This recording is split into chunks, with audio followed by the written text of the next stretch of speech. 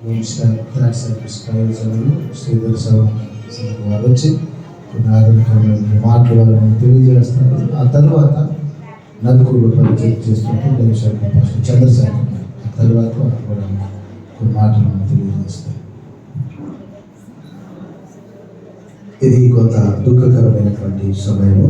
But మనము దేవుని ప్రజలుగా we are the people of hope. మనం నిరీక్షణ కలిగినటువంటి ప్రజలు.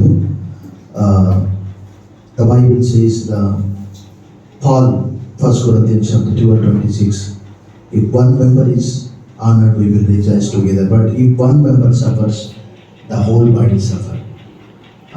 వీరి కలిగినటువంటి ఈ కుటుంబంలో దుఃఖము మనందరికీ కూడా, ఎందుకంటే మనం క్రీస్తు కుటుంబంలో అవయవములమై ఉంటున్నాము.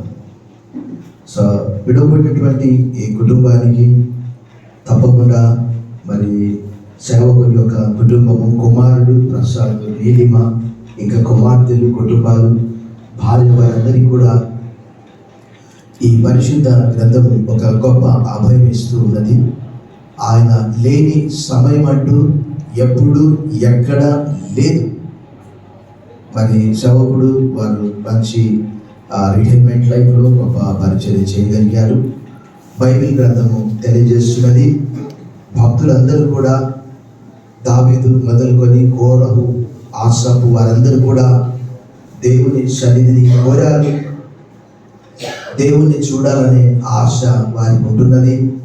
బైబిల్ గ్రంథంలో రాయబడినది. భక్తుడు దావీదైతే, నా తల్లి గర్భం నుండి నన్ను బయటికి తీసినవాడు నీవే కదా, నా తల్లి యొద్ద నేను స్తన్యపానం చేయించినగా నీవే కదా నాకు నమ్మిక పుట్టించింది, గర్భవాసి మొదలుకొని నాకు ఆధారం నీవే, నా తల్లి నన్ను కన్నది మొదలుకొని నా దేవుడు నీవే. 22వ కీర్తన 9:10 భక్తుడు అంటున్నాడు.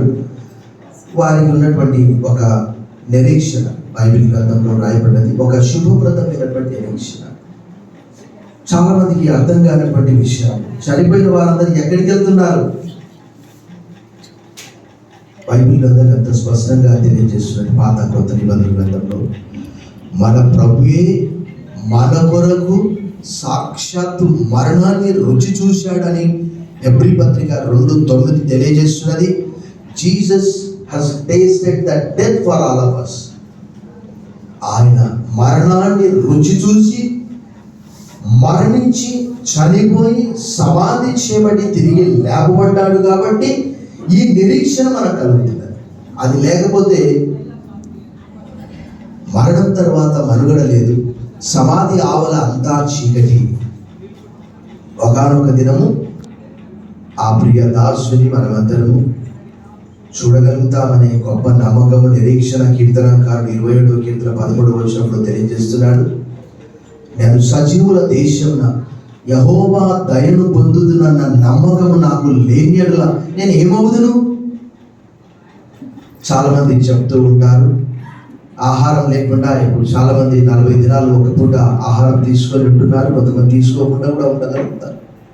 నీరు కూడా తీసుకోకుండా ఉండగలుగుతారు. కొంతమంది శ్వాస తీసుకోకుండా ఎక్సర్సైజ్ చేస్తూ ఉన్నారు. బట్ నేను చెప్తాను, నిరీక్షణ లేకుండా ఒక క్షణం కూడా మనం ఉండలేము.